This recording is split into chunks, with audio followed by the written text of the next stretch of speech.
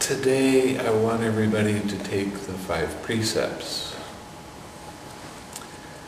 Now the precepts are really important when you're doing the retreat. If you break one of the precepts when you're doing a retreat, you will find that you have exceeding amounts of restlessness because you have a guilty feeling for breaking the retreat, breaking the precept. It will interfere with your meditation a lot, not just a little bit. Monks have more precepts than laymen. I have 227 rules, you've got 5. But even though we have so many rules, if we break one of those rules while we're doing any kind of meditation, our meditation is not very good. The precepts, I'll give them to you, but I want you to understand that this is serious stuff. Don't take the precepts lightly. And in your daily life, if you can keep your precepts without breaking them, then your meditation will improve very quickly. If you insist on breaking a precept, you will have consequences from that. Now, this isn't a threat in any way, it's just information so you know that you are responsible for your own practice. If the practice is good, it's because you're keeping the precepts very well. If it's not good, it's because you break precepts. Now, the first precept is not to harm or kill living beings on purpose. And the key here is on purpose. You can be walking down the street and you look down and you've just smashed a bunch of ants. What was your intention when you were walking down the street? Your intention was to go from one place to another. Unfortunately, you didn't look down and see that there were some beings there until it was too late. You don't need to feel guilty about that. Just try not to do that in the future. If you intentionally hit or kill mosquitoes, any kind of bugs, it will affect your meditation very negatively.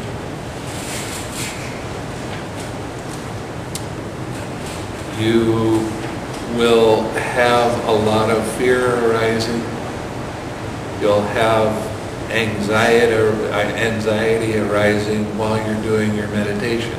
And that's directly because you killed a living being on purpose. The next precept is not to take anything that's not given. This means material things. Don't take something, we can say don't steal. That's a little bit closer to it actually. You know how it feels when somebody takes something of yours? Well, if you do that to someone else, that's how they'll feel. Your prosperity will disappear when you take things that are not given. And the things that you take will not last very long. They'll just disappear. Or if not, they'll break or whatever. So you don't want to break that precept. The next precept is not to have any wrong sexual activity. Wrong sexual activity is sexual activity with someone that's too young, still under the care of their guardians. sexual activity with another person's mate, sexual activity with prostitutes. Outside of these three rules, you want to look at any sexual activity that you have that causes any other being to have distress, to have dislike, then don't do that. That means forceful, harmful things. You don't want to harm anyone. The next precept is probably the most difficult precept to keep. Don't tell any lies. Don't gossip. And what is gossip? It's saying lies and imagining bad things about other people and spreading those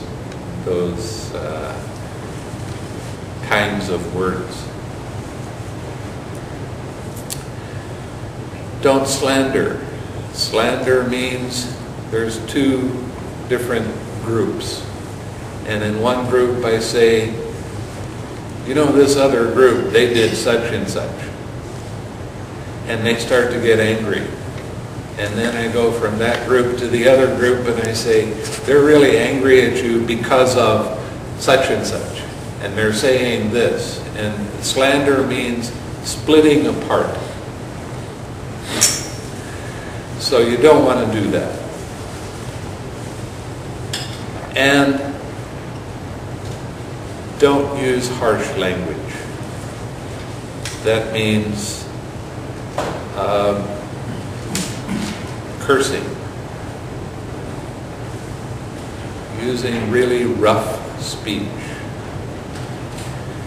The speech we want to develop is the kind of speech that is soothing to everyone's ears. Everyone can appreciate it, and they'll listen to what you say. If you start using curse words, people will turn off. They don't like to hear those kind of words. Look at your mind if you use a curse word. What does your mind feel like? It's hard.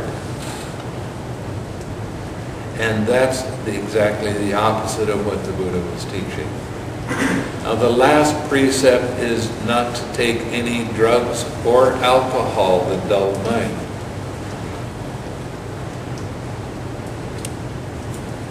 You have no idea how many people will come to me and say, well, just a glass of wine with a meal, it doesn't really matter. Yes, it does.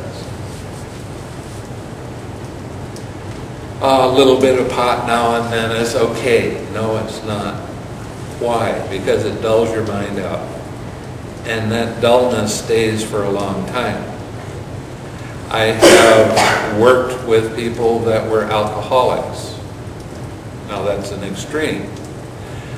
But even though they haven't had any alcohol or any drugs for a number of years, when they start to sit and do the meditation, their mind is dull.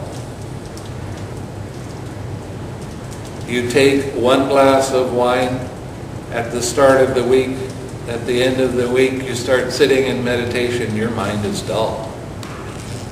Your awareness is almost non-existent until you go through and finally sharpen your mind.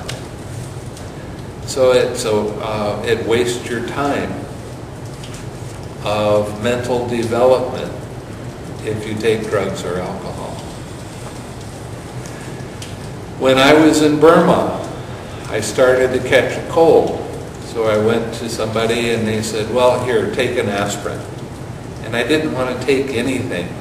I took the pill, I cut it in half, I took half an aspirin, and it affected my meditation negatively the whole day. Now this is aspirin. People pop aspirin like it's going out of style. And they don't notice that it does change your awareness. It changes the way you're able to see things. It does dull your mind. So you really want to develop your mind so that it will become calm and very alert as quickly as possible. Taking drugs or alcohol leads to the opposite direction. And it does take a period of time to overcome that. In a one-day retreat, it's not enough time to overcome taking drugs and alcohol for a period. It takes longer than one day to go through this. So it's really not recommended. And all of these precepts are recommendations that lead to a peaceful, calm mind. You can break any of those precepts you want. It's up to you. Nobody's going to sit and throw down lightning bolts and zap you if you break one of the precepts. But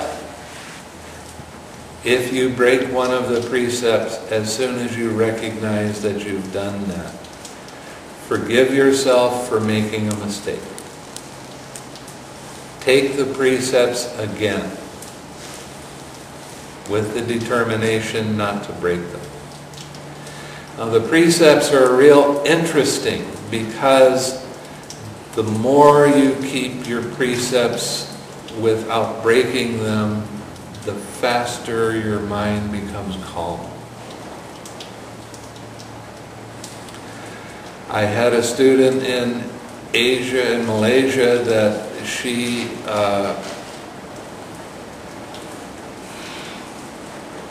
wouldn't break the precepts for any reason at all. She was a very, very good, kind person. She spent a lot of time helping other people. And she wanted to learn about meditation. So I told her to come for a retreat. Now she came, I gave the instructions, she started sitting in the morning. In the afternoon I came over to her and I said, well, how's your meditation going? And she said, it seems to be okay. And I said, I asked her how long she was sitting. She said, only 45 minutes. And I say, why are you sitting for such a short period of time? She said, I'm sitting on the floor and it kills my knees. I'm not used to sitting on the floor. I'm used to sitting in chairs. So, being an unattached monk, I said, well, why don't you sit in a chair then? Just don't lean heavily into the chair. You want to sit, if you're sitting in a chair, you want to sit with your back a little bit straighter than normal. You want your chest to be up and open while you're sitting. And it's easier to radiate the loving kindness that way. So she sat on a chair, and her next sitting was 4 hours. And she got into the first stage of the meditation. That's remarkable for one day. Believe me, it's remarkable. The reason that she was able to do that was because she kept her precepts without breaking them. And even if she thought about breaking her precepts, her mind would just revolt and say, no, I can't do that. So she kept the precepts in her mind all of the time. She had been practicing a general kind of mindfulness because she kept her precepts so closely. And that kind of mindfulness, it helps you to see and know what you're going to do before you do it. And then you make the conscious decision whether to do that action or not.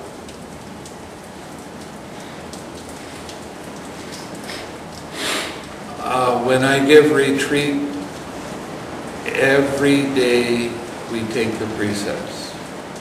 Not as a rite and ritual, I don't have you take it in Pali. I have you take the precepts in English. I want you to understand what you're saying. I want you to pay attention to what you're saying and follow those precepts. Now, if somebody, by chance, they break one of the precepts, I want you to come and tell me, and then we'll take the precepts again right then. Otherwise, your whole meditation retreat is not very useful. Your mind will become very agitated. And it gets more and more agitated as time goes by. When I was in Burma, there was a Korean monk that came to do a retreat.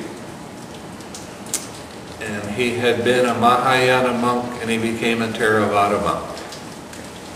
Mahayana monks have a tendency to eat in the evening. And one of the rules for the Theravada monks is you don't eat in the evening. So when he first came, he could sit for 3 hours every time he wanted to sit. No problem.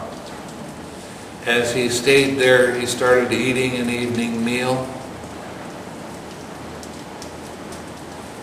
It got so that he could not sit for more than 15 minutes, just for breaking this one little minor thing. And that's what can happen for you if you break one of the precepts. You feel agitated all the time? Look at your precepts. Look at how you're practicing your precepts. Okay, so I'm going to give you the precepts now. I want you to repeat this after me. I undertake to keep the precept. I undertake to keep the precepts. To abstain from killing or harming living beings on purpose. To abstain from killing or harming living beings on purpose. I undertake to keep the precept. I undertake to keep the precept. To abstain from taking what is not given. To abstain from taking what is not given. I undertake to keep the precept. I undertake to keep the precept. To abstain from wrong sexual activity. To abstain from wrong sexual activity. I undertake to keep the precept. I undertake to keep the precept. To abstain from telling lies. To abstain from telling lies. Harsh speech. Harsh speech. Slander. Slander. And gossip. And gossip. I undertake to keep the precept. I undertake to keep the precept. To abstain from taking drugs or alcohol. To abstain from taking drugs and alcohol.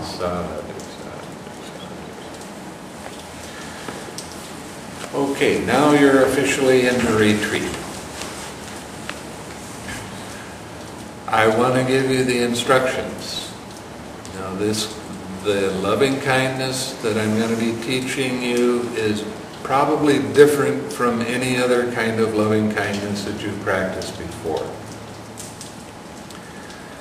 So please pay close attention and follow the directions as closely as you possibly can. Don't add anything, don't subtract anything. That is how you will get the fastest progress in your meditation. When you practice loving kindness meditation, you first start by sending loving and kind thoughts to yourself. You remember a time when you were happy. When that happy feeling arises, it's a nice, warm, glowing, radiating feeling in the center of your chest. As soon as that radiating feeling arises, then you let go of that past memory and make a wish for your own happiness. May I be happy. May my mind be peaceful and calm. May I be filled with joy. May I be clear and observant. Whatever wish you make for yourself, you want to feel that wish. You know what it feels like to be happy. You know what it feels like to be peaceful and calm. You take that feeling and put it in the center of that glowing, radiating feeling. And put yourself right in the middle of that and give yourself a great big heart hug. While you're doing this, let's go back again. You don't make the wish over and over and over again very quickly. May I be happy, may I be happy, may I be happy, may I be happy. You do the wish one time, bring that feeling up, put that feeling in your heart. You don't need to verbalize after that. If there's any tension and tightness in your mind, relax.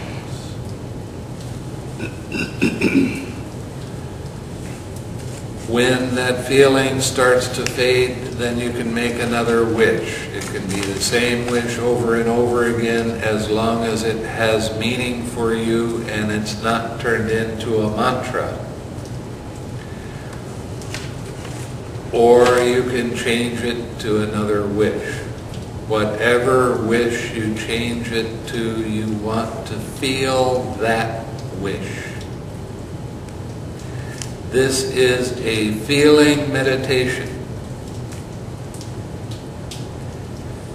We don't make 3 or 4 different wishes in a row and turn it into a mantra.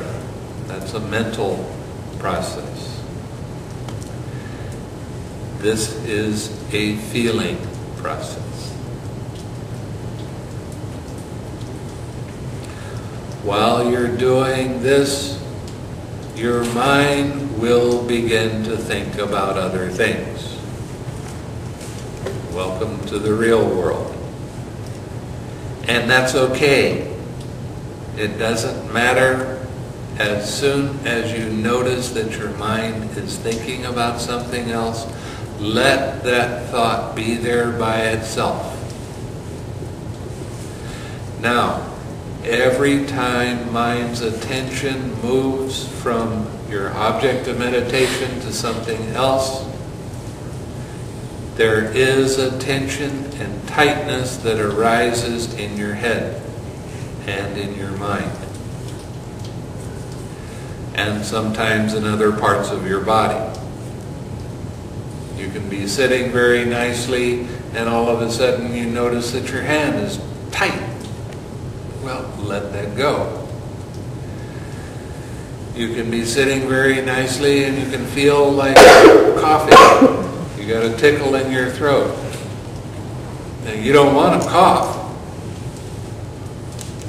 But the more you don't want to, the tighter you get in your throat and the more you're going to cough.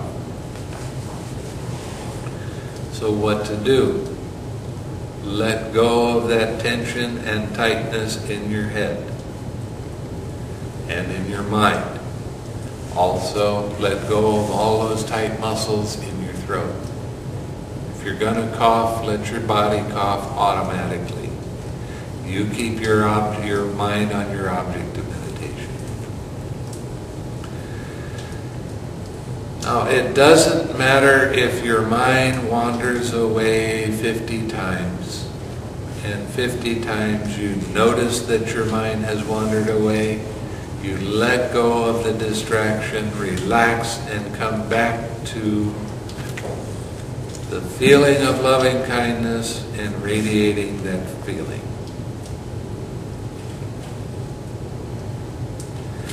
That is a good meditation. It's an active meditation, to be sure, but that doesn't mean that it's bad. When you stop meditating is when a thought arises and you think it's so important that you have to continue thinking it. Now you're not meditating at all.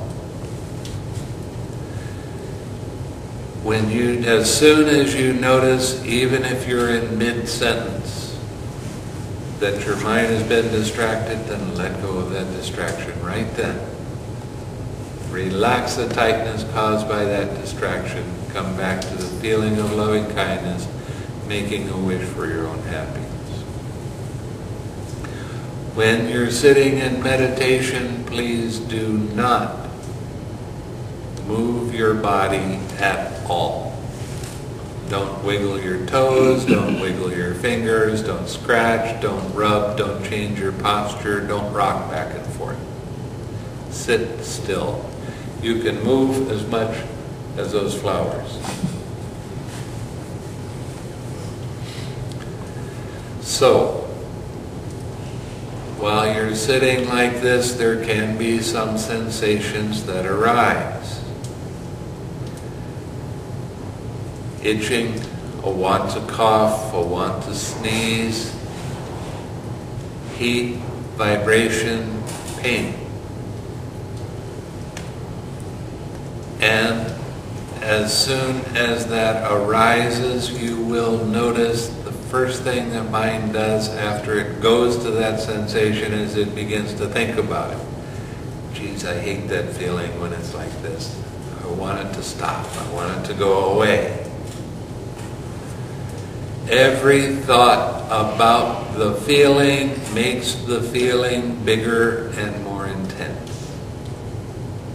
So the first thing we want to do is let go of the thoughts about the feeling and relax the tension and tightness caused by that mind's movement.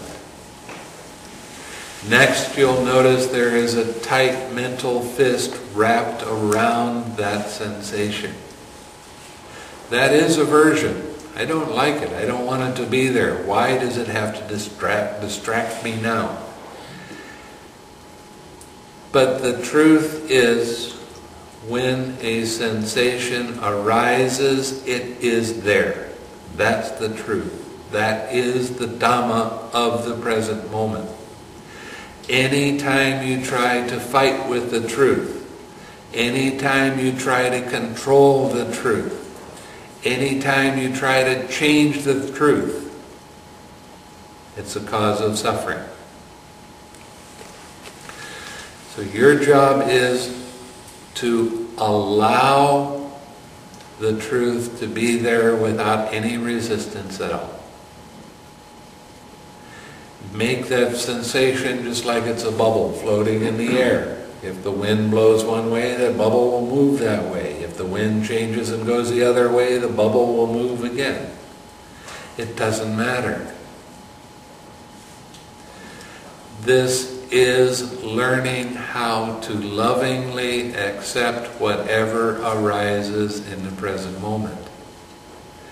As you stop making a big deal about a sensation, it turns into just a sensation.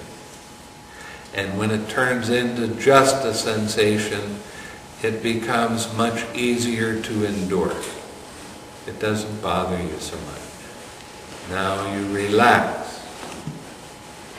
And then redirect your attention back to the feeling of loving kindness, that radiating feeling, and making a wish for your own happiness. The nature of these kind of sensations is they don't go away right away.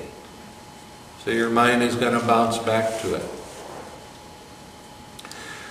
What you want to start to notice is, how did mind's attention do that?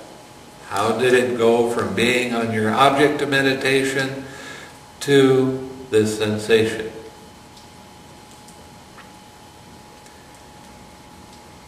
It didn't just jump there by itself. What happened first? What happened after that? What happened after that? As you take an interest in how mind's attention moves, you'll begin to see that there's a lot of little parts that are put together to make this movement occur. As you bounce back and forth between that sensation and your mind, your object of meditation, right before your mind gets really caught up in your thoughts about it, you'll notice that something else happened right before then. So the next time you see that, you let go right then and relax, and you notice that you're not dragged away for quite as long a period of time.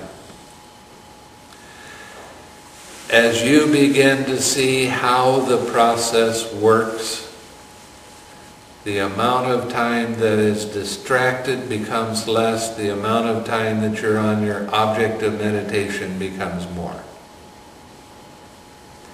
Eventually you will get to a place where that distraction just doesn't arise anymore. And when that happens, you have a strong sense of relief.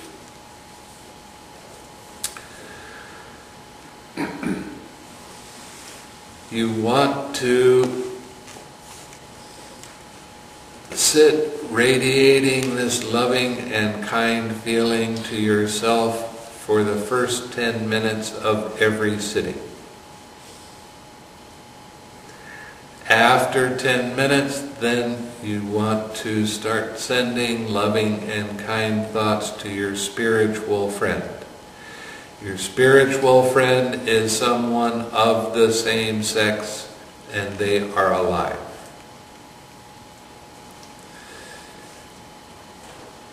A spiritual friend is someone, when you think of them and their good qualities, you have a lot of respect for them. You really like them. You want them to be happy. You really like that. You really sincerely do wish them well.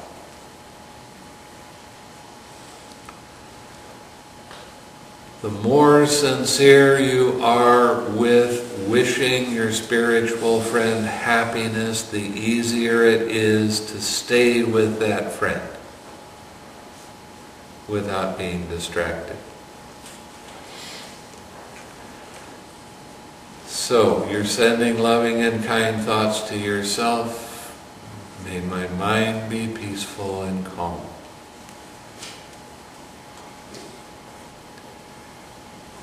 As I feel this peace and calm, I wish this feeling for you. May you be peaceful and calm. You want to take your friend and put them right in the middle of that radiating calmness and surround them with that feeling. See them in your mind's eye, smiling, happy. That can help remind you to be smiling and happy too. This is a smiling meditation. You want to smile with your mind? Smile with your eyes, even though your eyes are closed. Put a little smile on your lips and a smile in your heart. Anytime you see that you're not smiling, you cannot criticize yourself. Just start smiling again. Turn this into a game. Don't be over serious with it. Anytime you're self-critical, that means you have aversion in your mind. That means that you're not being loving and accepting of what's happening in the present moment. And that's what we want to practice. That's the way we want our minds to be.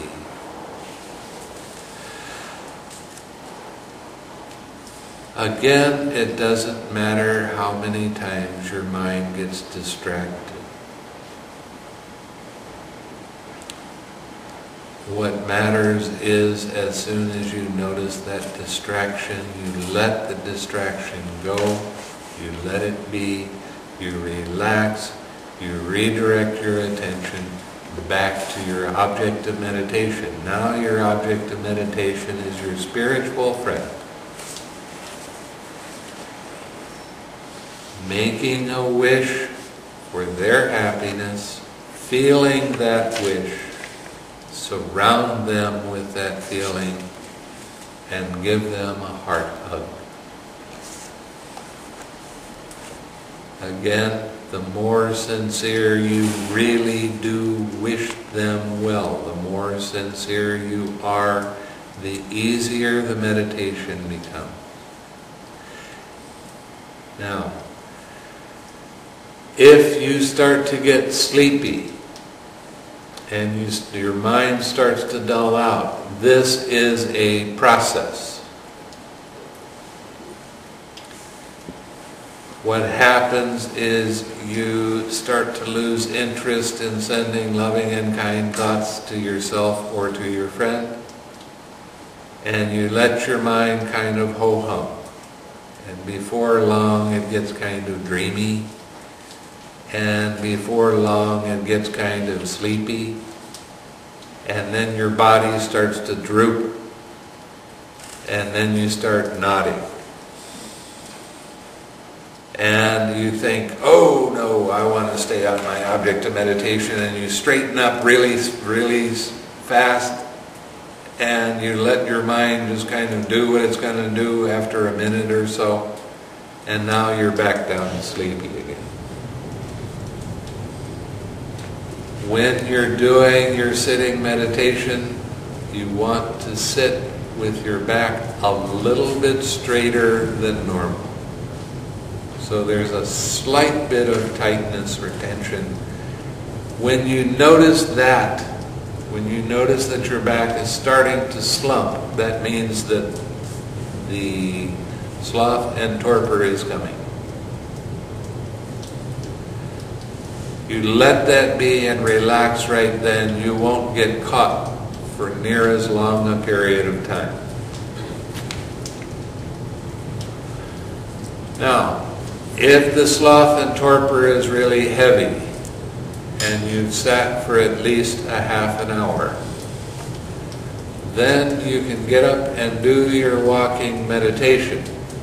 Now, the walking meditation is not for entertainment, to walk around and look at this and that. The walking meditation is part of the meditation, and it's an important part of the meditation. You stay with your spiritual friend.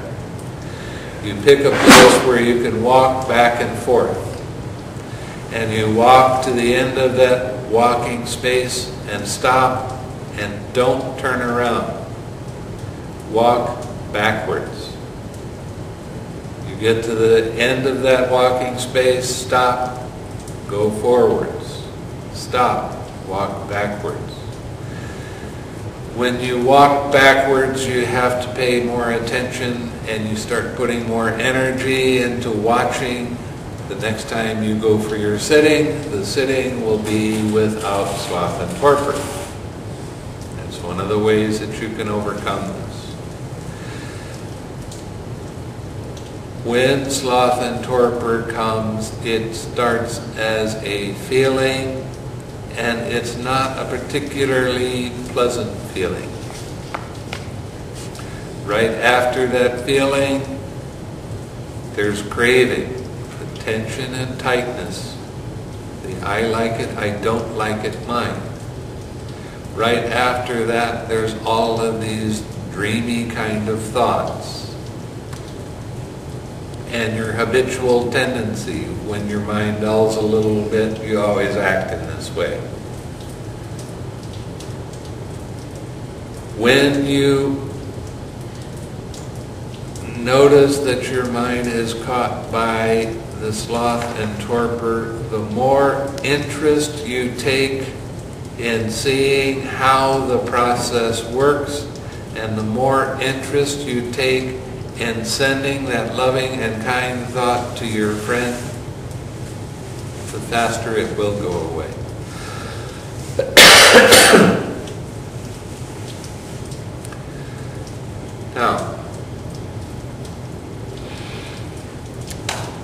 don't get serious with this practice. I want you to smile. I want you to have a light mind, a mind that's alert, a mind that's very clear. And that means play. If you see your mind distracts in one way or another, don't criticize it, just start playing with it. Make fun with it. Laugh with it. Very important to do this. Laughter is an amazing thing, even when you're just chuckling to yourself, because it changes whatever is happening. I am that into it's only that. It changes whatever arises from a personal perspective into an impersonal perspective. And it's very much easier to let it go. So the more you can have these little chuckles about how crazy your mind is, the more balance you have in your mind. The more sincere your smile really is. So this is an important aspect. I had too many years of too serious a practice. I know that that doesn't lead to what the Buddha was talking about. Having a mind that is light with the sense of play in it does lead to what the Buddha was talking about. Because it changes your perspective. That's the first part of the Eightfold Path, isn't it?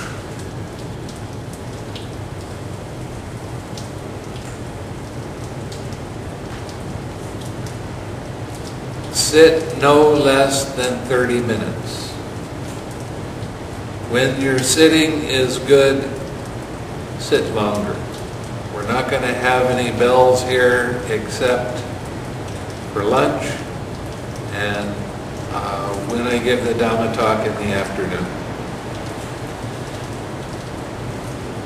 You're going to be on your own time schedule. You can be sitting and you see that you've sat for a half an hour and this is going pretty well, so just sit longer. You can sit for an hour, you can sit for 2 hours, you can sit for 3 hours. It's okay. It's up to you. When you get up to do the walking meditation, don't let your meditation stop. Stay with your spiritual friend, and you will start to see that you get into the deeper states of the meditation, and you can continue on just like you would with daily activities. You can keep your meditation going all the time. Anytime you see that you're not smiling, please smile again. Anytime you see that your mind begins to get serious, that's telling you that there is an attachment. Let go of that and smile some more.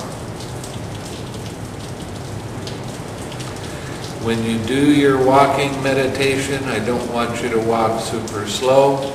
I want you to walk in a normal pace, just like you do every day.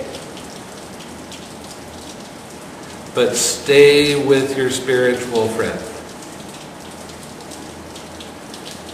Keep wishing your spiritual friend happiness and feeling that feeling and placing them in your heart and radiating that feeling. Keep the smile going.